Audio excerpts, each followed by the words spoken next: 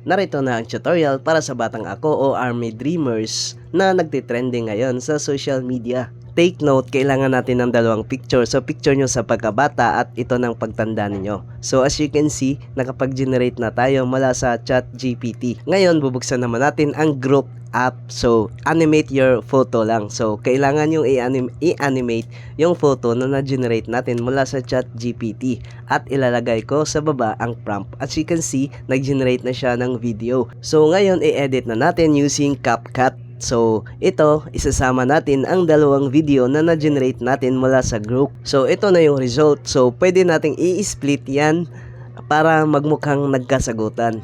I-split mo lang ang every clip tapos i-swap mo na lang. And then, pwede ka nang mag-add dito ng caption. So, any caption na gusto ninyo na nagmukhang nagkasagutan talaga yung dalawa. Pwede nyo rin i-adjust ang haba ng clip na gusto ninyo. Ganyan lang kadali guys. So, kung gusto niyo ng background, so mas mainam, gamitin niyo yung multo na background kasi maganda pakinggan eh. So, ngayon mag-a-add na tayo ng text or ng caption para nagmukha silang nagkasagutan. So, nasa sa inyo yan kung ano ang itatype ninyo dito. Take note lang na may limit yung pag-generate natin ng video or picture sa ChatGPT at group.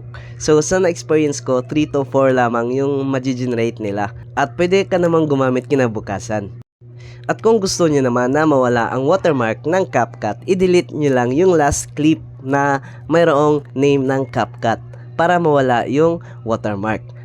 At kung nagustuhan ninyo ang video na ito, huwag kalimutang i-like, i-share o mag-comment sa baba nang sa ganon marami ang makakakita nito.